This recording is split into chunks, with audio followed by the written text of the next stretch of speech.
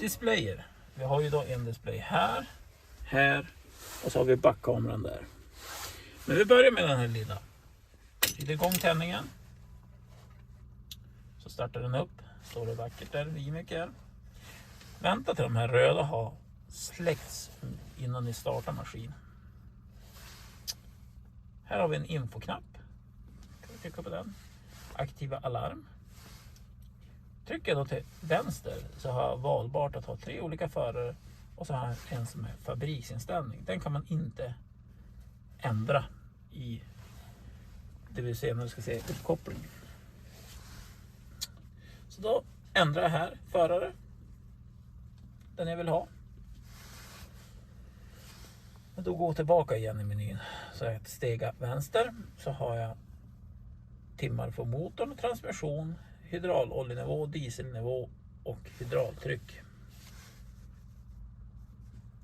Trycker en gång till så har jag inställningar för hur mycket jag vill dieseln ska fylla och när stoppgränsen för hydraulolja och när oljekylaren slår in och börjar på kyla oljan.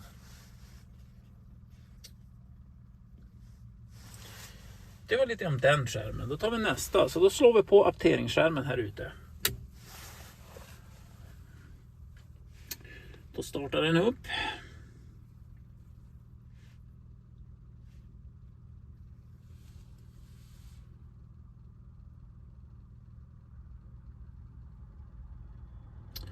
Då ser vi, då kommer vi till menyn.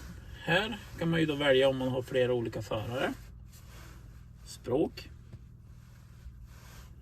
Och så trycker jag bara OK där nere på det här V.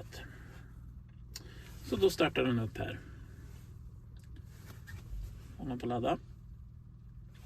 Här ser vi nu att svärdet inte är riktigt hemma. Och det är på grund av att maskinen inte är igång. Här ser vi då diametern. Vilket träd. Och så ser jag även då längden. Här kan vi även se bränslenivå. Temperatur på vatten. Olja. Och nivå på olja. Så man har mycket information även här. Och här har vi då olika menyer som man kan gå in i för att ställa in sitt aggregat och apteringsinformation och annat. Drar jag då den här sliden till höger så får jag ut för att kunna byta kedja och mata ut kedjan. Tittar vi då på skärmen här ute så kan man, om man har 2 kameror, nu har den här maskinen bara en kamera över motorhuven, men man kan även välja en framåt. Så då, men nu har vi inget, så byter man kamera där. Så har man backkamera. Det var lite grann om skärmarna och displayerna.